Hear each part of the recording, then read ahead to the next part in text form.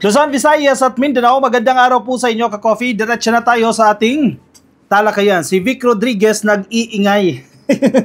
Nag-iingay na ka-coffee pero nangangampanya lang naman. O yan, may number na number 55. Yan ba yung number niya sa balota? Number 55. Alam mo, mangangampanya ka, huwag ka naman damay. Nag-iingay ito nangangampanya lang naman itong si Vic Rodriguez pero idinadawit pa si PBBM. Bakit kinakailangan pang idikit si PBBM sa kanyang pangangampanya at nagbibigay ng mga unsubstantiated allegations? Mga aligasyon na walang substance, walang laman, kundi political stunt lang. O sige, isa-isahin natin yan. Art card, sipag Independent candidate, 2025 senator. Siyempre, hindi pwedeng lagyan ng vote for Vic Rodriguez.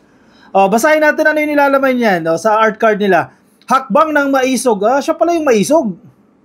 Hindi pala mga Duterte ang maisog. Bakit ginagamit ang letterhead ng maisog? Maliban na lang kung siya yung nagpupondo dito sa maisog. Baka sa kanya nga. Yung maisog rally, siya nag-organize, siya yan. Di ba? Posible. Basahin natin yung sinasabi niya. Bukod sa 60 bilyong pondo ng PhilHealth na illegal, garapal at lantarang kinuha ng administrasyon ni Bongbong Marcos sa kaban ng ating bansa para ponduhan ang kapritso ng mga mambabatas. Nawawala ang 117 bilyong pondo ng Philippine Deposit Insurance Corporation. Sige. Isa-isahin natin ka-coffee itong mga aligasyon na yan. Sige. Anong pinaghuhugutan ni Vic Rodriguez dito? Parang kung makapagbintang ayan may 60 billion dyan Bongbong Marcos, damputin mo na, ibulsa mo na. Parang ganun lang yung proseso Parang nasa isang vault lang naninakaw nasa vault. Sige, kunin mo yung bag, 60 million, ganun ito pa, meron pa 117. Ilan to? May 117 billion pa, 117 billion. Marcos, kunin mo, dukutin mo, ilagay mo sa bulsa mo. Ganyan niya siguro na-visualize. Hindi na siguro naiisip dyan yung mga proseso, yung mga dokumento, yung mga papeles na kinakailangan mong ilabas. Ano yan? Sinuhulan lahat yan? Lahat ng mga nagdi-disburse ng mga officers? Lahat ng mga finance managers ng mga ahensya na ito? Sinuhulan lahat ni Marcos siya para questions asked? Ibigay agad itong salapi na yan? May problema kayo dyan. Sige, isa-isahin natin yan. Kasi kayo, mangangampanya kayo, hindi nyo ayusin yung pangangampanya nyo. Mangampanya kayo. Sabihin ninyo yung mga characteristics ninyo, ano yung gagawin ninyo para pag nagustuhan ng tao, iboto kayo. Hindi yung mangangampanya kayo, sisirain nyo ang kung sino-sino. Buti sana kung matibay yung inyong mga aligasyon. Alam mo kung bakit basura itong mga aligasyon nila? Kasi kung hindi yan basura, magsasampa ng kaso yan. Asan yung kaso nyo? Mga abogado kayo asan yung kaso nyo? Kasi basura yung inyong mga aligasyon. Sige. Isa-isahin natin. 117 bilyong piso ng PDIC. Nasaan? Ba't naghahanap si Vic Rodriguez? Bukod sa 60 bilyong pondo ng PhilHealth na illegal, garapal at lantarang kinuha ng administrasyon ni Bongbong Marcos sa kaban ng ating bansa. Nasaan yung 60 bilyon na yan? Sige. Dapat may facts tayo Hanapin natin nasaan yung 60 bilyon na yan. Nasa National Treasury. Wala kay Marcos. Ang aligasyon nila, kinuha daw. Binulsa, garapan, illegal na kinuha. Ninakaw, ibig sabihin, yan ang tinutukoy ninyo. Dinala sa Ilocos ni Marcos. Nasaan yung hinahanap mong 60 billion? Baka hindi kayo updated sa mga balita. Para alam ninyo. Nasa GMA News Online. Baka sabihin nyo, binayaran din yung GMA News Online para ibalita itong katotohanan na ito. Government to find a way to return 60 billion to PhilHealth if SC orders. Nasa National Treasury, nasa kaban ng bayan ng 60 billion at wala kay Marcos. At ang sinasabi sa budget deliberation sa pamamagitan ni Senator Grace Poe, sa oras na iutos ng Korte Suprema na naging mali yung pagkuha ng pondo na yan sa PhilHealth papunta sa National Treasury, ibabalik nila yan sa PhilHealth. May ruling ng Korte Suprema? Wala pa. Illegal na ba ang ginawa? Asa yung sinasabi ng Korte Suprema na illegal? Ano yung batayan ninyo na illegal? Usapin pa lang ng legality yan. Yung bintang nyo pa na kinuha ni Marcos. Asan ebidensya nyo na kinuha ni Marcos yan? Nasa National Treasury yan. Asan ang korupsyon doon? Kinurap ni Marcos ang 60 billion ng PhilHealth? Oh, PhilHealth pa lang yan ha. Mamaya pag-usapan pa natin yung PDIC. The government's economic managers on Thursday vowed to find a way to return 60 billion pesos to state insurer PhilHealth if the Supreme Court orders them to, as the amount transferred to the National Treasury had already been utilized. Ibinalik sa pondo ng bansa sa kaban ng bayan yung hindi ginagamit na perang yan ng PhilHealth. Pinondo, ginamit yan para ponduhan yung ilang proyekto. Pero, kung iuutos ng Korte Suprema na ibalik nyo yan sa PhilHealth, gagawan ng paraan. Kukunin sa National Treasury. Sa kaban ng bayan pa rin naman yan eh. Sa gobyerno pa rin naman yan eh. Hindi naman napunta yan sa bursa ng PBBM eh. Kayo, biktima kayo ng fake news. Sabi ni Grace Poe, for now, there is no direct order from the Supreme Court from what the Secretary understands for us to return it. Wala pa. Naghihintay pa ng utos mula sa Korte Suprema na ibalik yung 60 billion na yan. Kasi nakatenga yung pera sa PhilHealth. Hindi ginagamit sa mga beneficiaries nito. Diba, palawakin sana nila yung kanilang serbisyo. Hindi nila ginawa eh. Nakatenga. Economically, hindi maganda yan. Nangungutang ka ng pera sa ibang bansa, tutubuan yan, pero nakatenga lang yung pera na yan. Kapareho yan sa kaso na hinihingi ng subsidiya ng PhilHealth, hindi siya binigyan ng subsidiya. Kasi nga, napakarami nilang pera. Mangungutang ka ba para ibigay doon sa taong hindi nangangailangan? Di para kang eng-eng yan. Nagtubo ka lang doon sa inutang. Di ba na hindi nyo naiintindihan yan? Biktima kasi kayo dyan ng fake news. Puro kasi kayo fake news eh. Isa pa. Yung PDIC. Punta natin tong PDIC. Ano sinasabi ni Vic Rodriguez dito sa PDIC? Alam niyo, nakakatawa kayo, no? Imbis na iboboto kayo ng tao dahil baka makatulong kayo, di ba? Makatulong kayo sa gobyerno, makatulong kayo sa administrasyon, nagpapakalat kayo ng fake news. Nililin lang ninyo ang taong bayan. Paano kayo iboboto niyan? Ano boboto sa inyo? Mga DDS na nabobola ninyo, nauuto ninyo dahil hindi nagre-research. Hindi informed.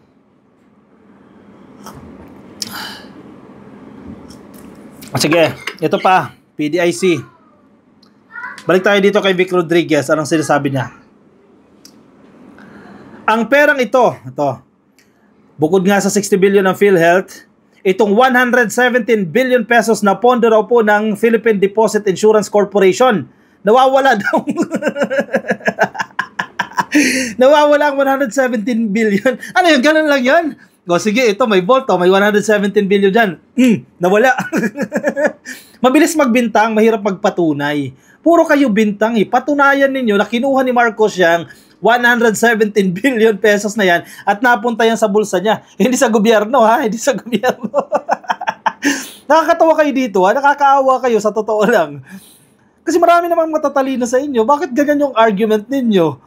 Ang perang ito ay isang insurance para sa salapi ng bawat depositor o nag-iimpok sa bangko at nagsisilbi bilang isang siguro o garantiya na protektado ang kanyang lifetime savings sa maximum na halagang 500 million pesos kung sakaling magkaroon ng aberya sa operasyon ng mga bangko tulad ng isang bank run o pagkabangkarote nito. Bakit? Hindi ba sapat yung pera ng PDIC? Hindi ba ang kinuha sa kanya yung nakatenga lang at hindi ginagamit? Sasabihin ng mga DDS, hindi insurance yan. Bakit? Wala na ba yung insurance? Void na ba yung insurance na yan? Yung 500,000 pesos sa bawat depositor? Nawala na ba yan? Dahil isinaole sa gobyerno, sa National Treasury, yung labis-labis na pondo. Nawala ba yung 500,000 na insurance? Hindi pa rin. Kaya pa rin nilang mabuhay, kaya pa rin nilang i-sustain. Kahit ma-bankrupt ang isang bangko. Kaya nilang bayaran ng mga depositor kasi sobra yan eh. Labis-labis lang na pera yan. Sige. Pag-usapan natin. Dito tayo sa matatalino. Wag tayo dito sa mga hindi mo alam, mga abogado naman ito. Dito tayo kay Ralph Recto. Maintindihan natin ito si Ralph Recto. Ekonomista ito eh. Mas nag-iisip ito. Sige. Ito pinag-uusapan kasi natin. Itong pondo ng PhilHealth, itong pondo ng PDIC na napunta sa National Treasury. Sa kaban ng bayan. Sa kaban ng bayan hindi kay Marcos. Yan ay mga unutilized funds, mga hindi ginagamit na pondo na nakatenga lang Parang ikaw ka-coffee, personal ka-coffee, nag-ipon ka lang ng pera dyan, may cabinet ka, di ba? Nag-ipon ka dyan ng 1 milyon. Nakatenga lang, yung value niya nawawala. May inflation pa. Yung 1 milyon na tinago mo lang dyan, kung nasunog ka pa, sira yung pera na yan. O yung value niyan, liliit ng liliit, kaya kailangan mong paikutin yan para gumana ang ekonomiya. Unutilized funds yan eh. O, ang sistema nitong PDIC, let's say PhilHealth, best example yung PhilHealth. Ang daming pera nakatenga. Tapos, gusto pa mangutang yung gobyerno para dagdagan pa yung pera nila. Anong nangyayari doon sa pera nakapondo? Ang naging solusyon dyan, ibalik yan sa National Treasury. National Treasury. O, sino nagdesisyon yan? Isang tao lang ba nagdesisyon yan? Si Marcos lang ba nagdesisyon yan? Wala bang consultation na naganap? Meron. Hindi nyo lang alam. Hindi nyo lang alam mga DDS dahil ayaw nyong alamin. Ayaw nyong makibalita sa totoong nangyayari. Binabalita po yan na nagkaroon ng consultation sa COA, sa mga economic managers, sa mga leaders ng mga GOCC na ito o government-owned and controlled corporations o GOCC. Gobyerno pa rin yan eh. Gobyerno to gobyerno pa rin yan. Hindi gobyerno to Marcos. Nabubudol kayo ng fake news eh. O, sabi ni Recto, headline ng GMA, sabi ni Recto, tapping unutilized funds will significantly boost economic growth. Yung paggamit doon sa mga pondo na nakatenga ay makatutulong para mapaunlad yung ekonomiya sa Tagalog. Oh, naintindihan nyo ba yan? Mga DDS. Kayo, react kayo ng react. Mga DDS na react ng react na hindi nagbabasa. Ang mga bulag kayo eh. Inuuto lang kayo eh. Ginagawa kayong sa totoo lang BOBO ng mga pinapanood ninyo. Tapping unutilized funds for and program projects such as those under the Philippine Health Insurance Corporation of PhilHealth will significantly boost the country's economic and help achieve the government's target range, Finance Secretary Ralph Recto said Tuesday. Gets nyo? According to Recto, the DOF conducted a cost-benefit analysis o CBA. Alam nyo yon? Cost-benefit analysis of using unutilized funds, and this showed that it would be better to tap such funds for key projects. Hindi basta lang nagising, o kunin natin yung pondo ng PhilHealth, o kunin natin yung pondo ng PDIC. Ganun lang, hindi ganun. May pag-aaral na ginawa, may cost-benefit analysis. Isa lang yan sa mga pag-aaral na ginawa, may research. Ang desisyon ay science-based. Ang desisyon ng mga economic managers ay may facts na pinangguhugutan. May pinanggagalingan yan. Hindi dahil naisip niya lang o hindi dahil kutob niya lang. Hindi pwede yung kutob. Science yan. Science. Nangaano kayo eh. Gumagamit yan ng research. Scientific method. May proseso. Hindi basta kutob-kutob lang. Kung sanay kayong mga DDS sa kutob-kutob lang, hindi ganyan ang desisyon sa gobyerno. Hindi ganyan ang desisyon ng mga economic managers. Sa ngayon, if you implement the unprogrammed, the study I saw it at least a potential increase of 0.8%. Ang laking bagay niyan, 0.8% of GDP and creation of roughly 600,000 jobs directly and indirect. Sabi ni Recto, o gumawa ka pa ng trabaho. Okay, sa tinengga mo yung pera dyan, hindi gumagalaw yung pera na yan. Imbes na pinakinabangan na yan, nagkaroon na ng trabaho dahil pinaikot mo yung pera na yan, o pinatulog mo lang. Yan ba gusto nyo? Vic Rodriguez, mga DDS, yan ba gusto nyo? Huwag gastusin yung pera. Itenga lang dyan, bulukin nyo yung pera dyan. Aba, hindi kayo mga ekonomista. Hindi kayo economic manager. Siguro kaya nandiyan kayo dahil ganyan yung isip nyo. Hindi ganyan ang isip ng mga negosyante, ng mga ekonomista. Trabaho nila yan eh. Kaya nga economic managers yan eh. Parang Pilipinas na isang negosyo. Sila yung mga managers na nagpapatakbo sa Pilipinas para lumago in terms of finances. It is significant to achieve hopefully a 6.5 growth rate, he told reporters in an interview. Sabi po ni Recto, the DOF last week defended the utilization of unused and idle funds of government corporations as it said this was more prudent than borrowing or imposing taxes to finance projects. Simple. Imbis na mangutang tayo sa ibang bansa, imbis na taasan natin ang buwis, gamitin natin yung pera na hindi ginagamit. Pera din naman ng gobyerno yan. Hindi ba gobyerno ang PhilHealth? GOCC yan. Ang PDIC, hindi ba gobyerno yan? GOCC yan. government-owned and controlled corporations. Sa gobyerno din yan. Kanino ba napunta yung pera? Kay Marcos ba? Hindi. Sa gobyerno din, sa National Treasury, na hindi nyo naiintindihan yan.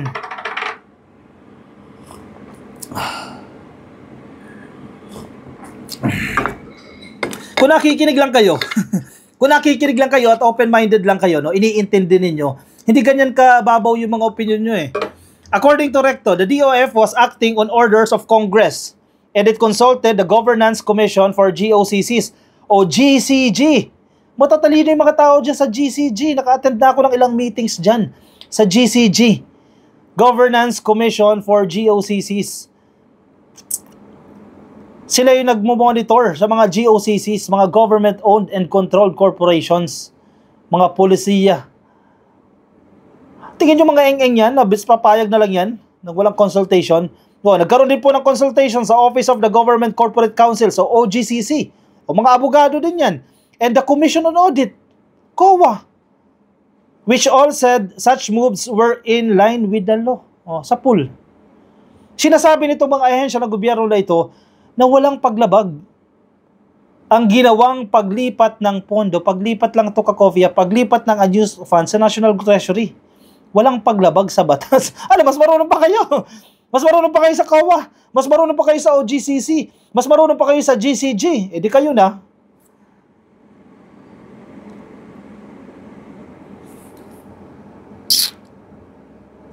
Sabi ni Recto, sa aming pagsisiyasat, napakahalaga na magamit din yung unprogrammed fund dahil dun din nakapaloob yung halimbawa at foreign assisted projects ng Pangulo. Sabi ni Recto.